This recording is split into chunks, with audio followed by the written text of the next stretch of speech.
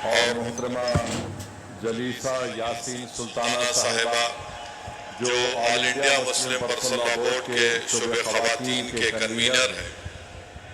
मेरे अजीज दोस्तों और बुजुर्गों, मैं आपसे एक बात अर्ज करना चाहता हूँ कि हम पहले दो नारे लगाएंगे, आप और हम मिलकर दो नारे लगाएंगे, मगर जो मैं पहला नारा लगाऊंगा उसमें इस दारुस्सलाम के ग्राउंड से कोई उसका जवाब नहीं देगा।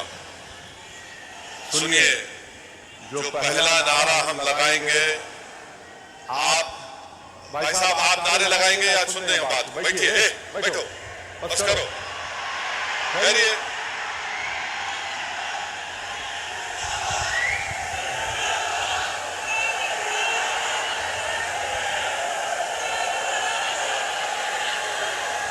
इस ग्राउंड में जितना मजमा है अल्हम्दुलिल्लाह उससे ज्यादा बाहर है, तो ये जरूरी है कि हम उनकी आवाज भी सुने।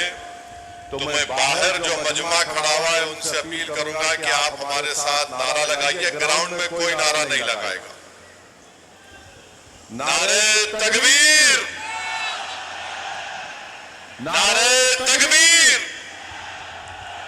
अब हम सब मिलकर लगाएंगे नारे तकबीर, नारे तकबीर।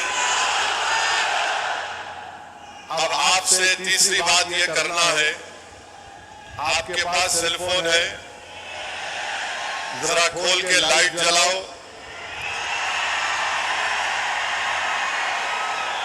ताकि हमारे बीजेपी वालों की दिमाग की बत्ती जले।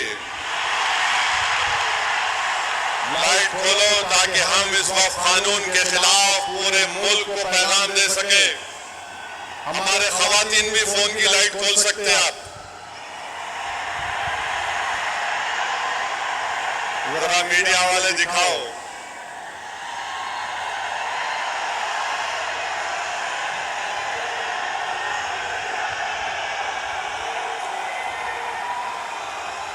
आप जरा जेब में रख लो फोन को।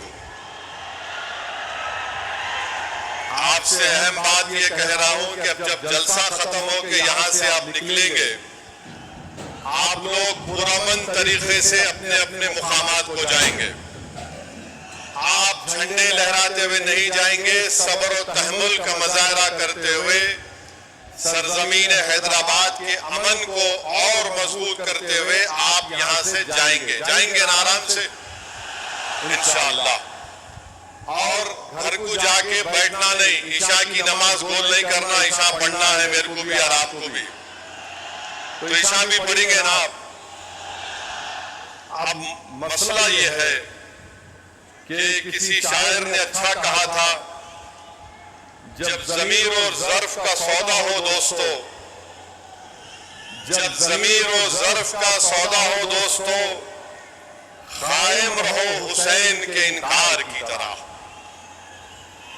मैं आपको ये बताना जरूरी समझता हूं कि इस कानून के खिलाफ all India Muslim personal law board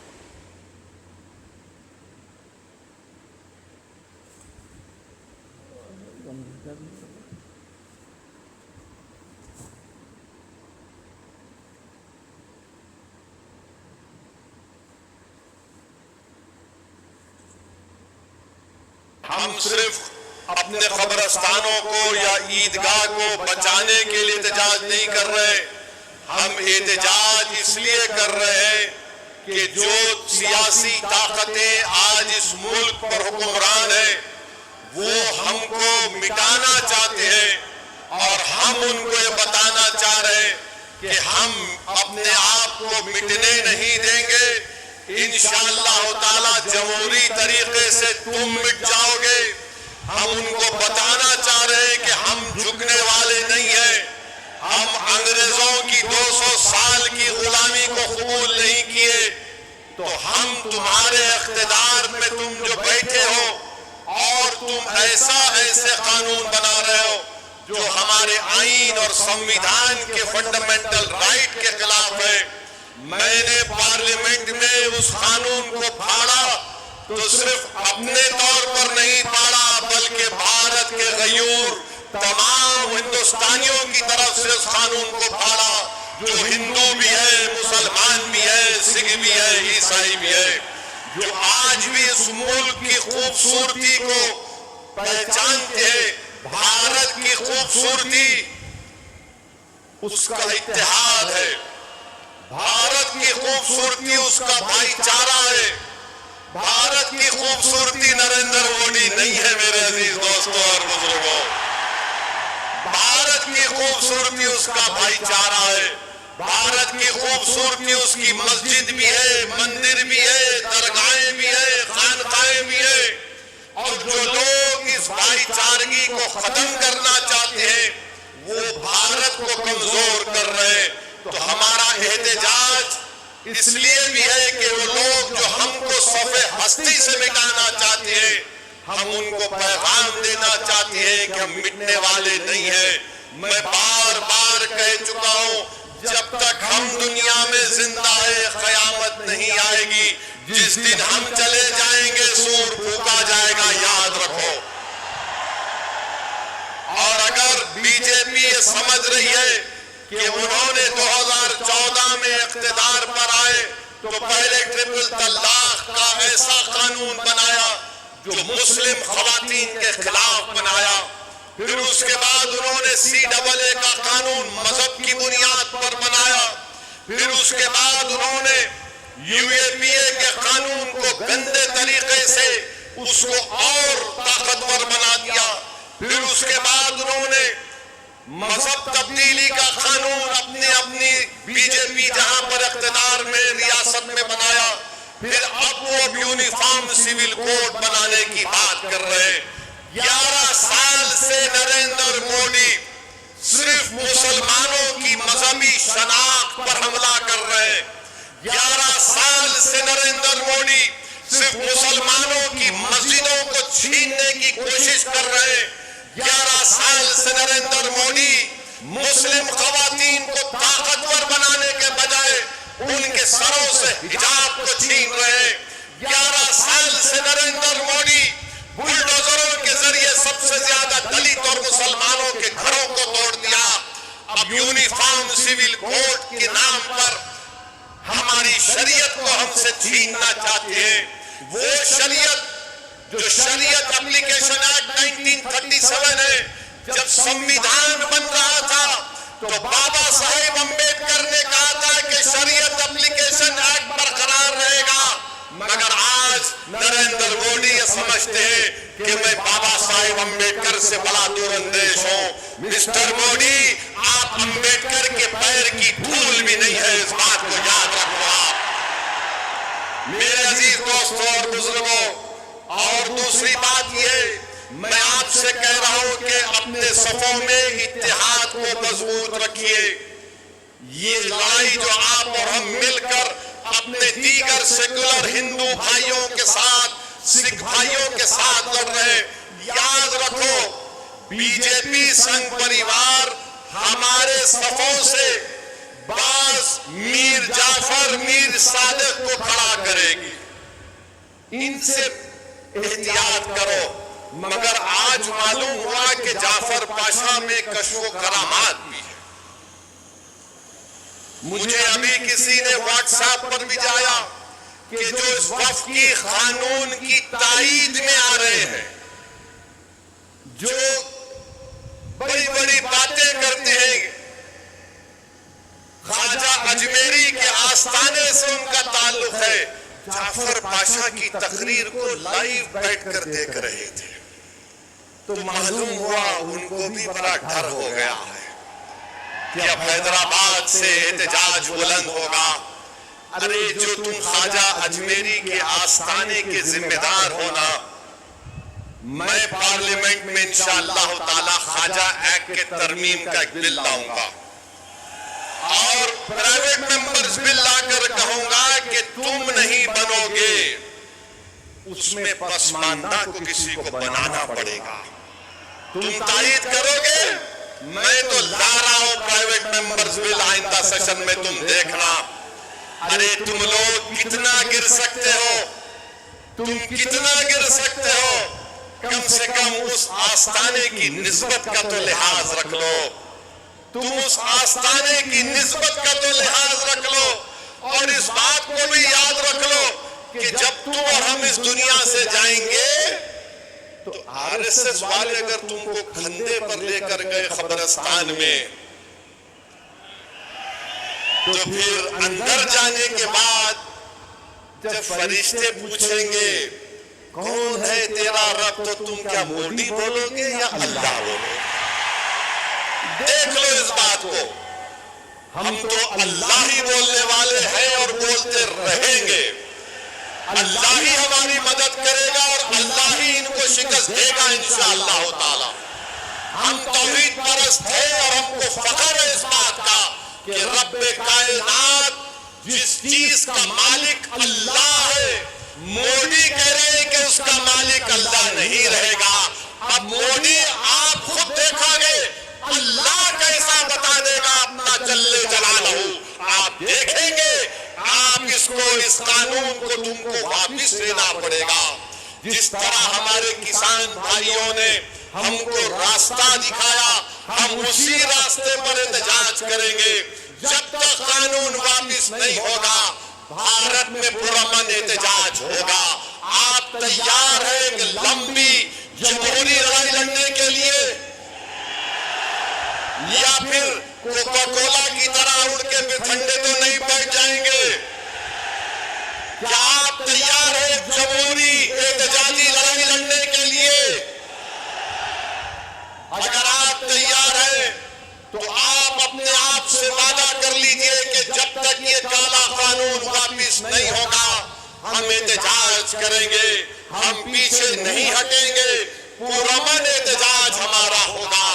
याद रखो मेरे अजीज दोस्तों और बुजुर्गों, हम अल्लाह जिस जमीन का, जिस जायदाद का मालिक है, उसकी हिफाजत के लिए आगे बढ़ रहे हैं। हम अल्लाह के घर की हिफाजत के लिए आगे बढ़ रहे हैं। हम औलिया अल्लाह के आस्थानों की हिफाजत के लिए आगे बढ़ रहे हैं। हम अपने ईदगाहों की हिफाजत के लिए आगे बढ़ रहे हैं। और याद रखो इंशाअल्लाह ताला अल्लाह हमारी इस कोशिशों को कबूल करेगा, अल्लाह हमारे इस ईसार को कबूल करेगा।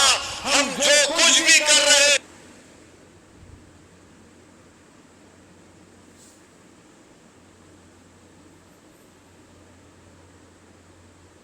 एहतजाज होगा, उसमें हिस्सा लीजिए, उसको कामयाब करिए।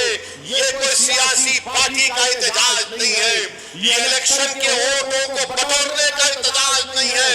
जिस चीज का मालिक है उसकी हिफाजत करने के लिए एहतजाज हो रहा है पूरे मुल्क में इंशाअल्लाह ताला। जो मुस्लिम पर्सनल बोर्ड ने प्रोग्राम बनाया उसमें हिस्सा लीजिए। जो तारीख के दिन आपसे कहा गया लाइट बंद करना, लाइट बंद करेंगे या नहीं बंद करेंगे? तो बोलेंगे अम्मा 10 मिनट सीरियल।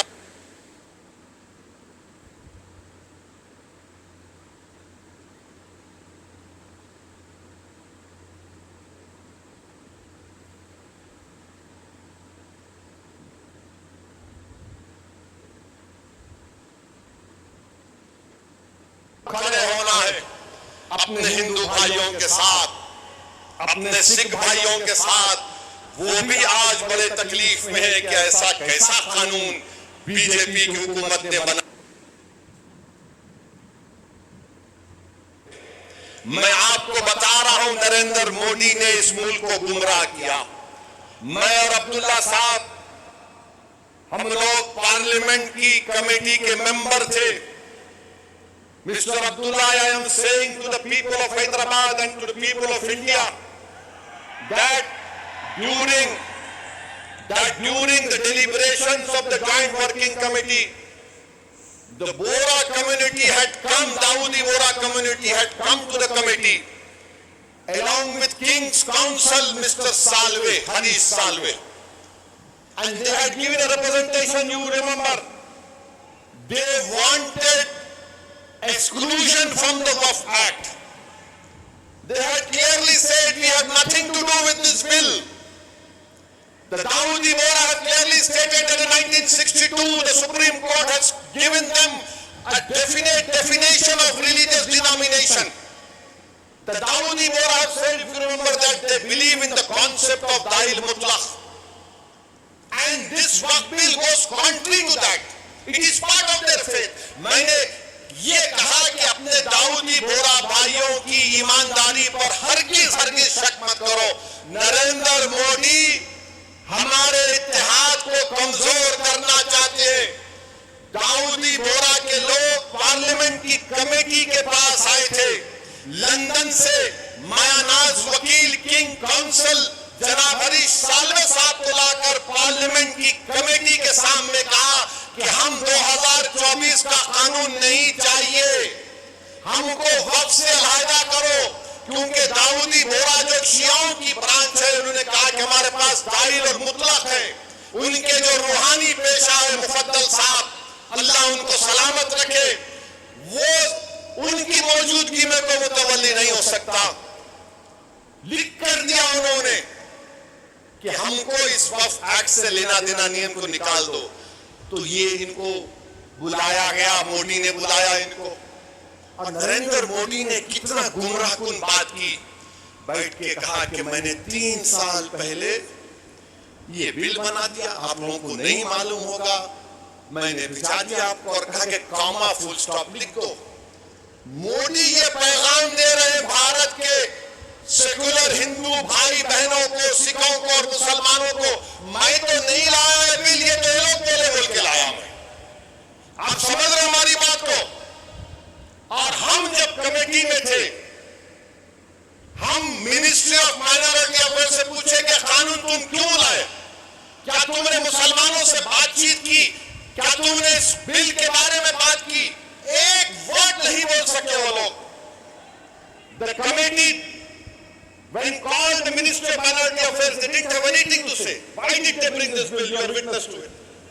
अब मोदी इन दाऊदी बोराओं को बदनाम करने के लिए, पूरे देश में पैगाम देने के लिए कि देखो मैं तो 3 साल पहले उनको बिल दिया था। मेरे भाई ये साजिश है हमारे इत्तेहाद को कमजोर करने के लिए। मोदी जी आप शतरंज की चाल खेल रहे हैं, हम भी जानते हैं शतरंज कैसा खेलना सियासत में। डॉक्यूमेंट्स है, आज मैं एक्स पर सोशल मीडिया पर डॉक्यूमेंट्स डाल दिया हूं। दाऊदी बोरा लोगों ने कमेटी को दिया, वो 1924 से कह रहे हैं कि हमको वक्फ कानून में मत रखो, क्योंकि हमारा जो जूरिस्प्रूडेंस है, हमारा जो फिक्र है, वो दाइल मुतलक के ऊपर है। तो आपसे अपील कर रहा हूं कि अपने दिमाग में 1% भी दाऊदी बोरा हमारे दीनी भाइयों के खिलाफ कोई शक मत करिए। वो तो नहीं चाह रहे थे, इनको तो पप्पा जी बुला के बोल दिए आपको मुझे से कराम। अब चौथी बात यह है, बीजेपी वाले बोल रहे इसमें सब कुछ है, मुसलमानों का फायदा है, औरतों का फायदा है। आज से थोड़े दिन पहले हैदराबाद में फतेह दरवाजे पे एक चालाक आदमी था, लगता है उन्हें भी मोदी जी की शागिर्दी में निकला सोचा। उन्हें क्या बोला, आप मेरे पास आओ, जिसके सर टकले हैं मैं दवा देता हूं, बाल उग जाते। लाइन लग गई वहां पे, लगा दवा लगा, बाल उगते। अब पब्लिक बेचारी, तो मोदी जी भी यही बोल रहे, दवा ले लो सब चीज ठीक हो जाती। इनकी दवा नहीं है, ये दवा मौत है। ये दवा नहीं दे रहे, मौत का पैगाम दे रहे। ये वक्फ को छीनने के लिए ला रहे हैं। आप सोचिए, दाऊदी बोरा लोगों ने सेक्शन 2 लिख कर दिया, तो मोदी ने क्या किया, दाऊदी बोरा का नाम लेके सेक्शन 2 बना के उस भारत के दौलतमंद आदमी जिसने हमारे खोजा भाई, ये भी शियाओं का एक ब्रांच है, खोजा ट्रस्ट से खरीद कर 21 करोड़ में अपना आलीशान महल बना लिया। सेक्शन 2 का फायदा उस शख्स को होगा। हम हैदराबाद में क्या बोलते, किसकी दुकान पे किसकी फातिया, क्या बोलते, नाना मामू की दुकान पे नाना की फातिया। तो दाऊदी बोरा को सामने रख के मुकेश भाई की फातिया पढ़ दी है। इनको काम कर दिए, सेक्शन 2 से उनको फायदा होगा। तो आपको हमको मुत्तहिद रहना है, शिया सुन्नी इत्तेहाद को मजबूत रखना है। आप शिया सुन्नी इत्तेहाद को मजबूत रखेंगे ना मेरे भाई, ये ऑल इंडिया मुस्लिम परसल्ला बोर्ड के प्लेटफॉर्म पर शिया भी है, सुन्नी भी है। ये पैगाम मुस्लिम परसल्ला बोर्ड देता है कि हम अपने इत्तेहाद को मजबूत रखें। दाऊदी बोरा को मोटी धोखा दे दिए, उनके नाम को इस्तेमाल करके मुकेश भाई को बोले लो गुलाब जामुन खाओ एंड बी हैप्पी। उनके अच्छे दिन आ गए।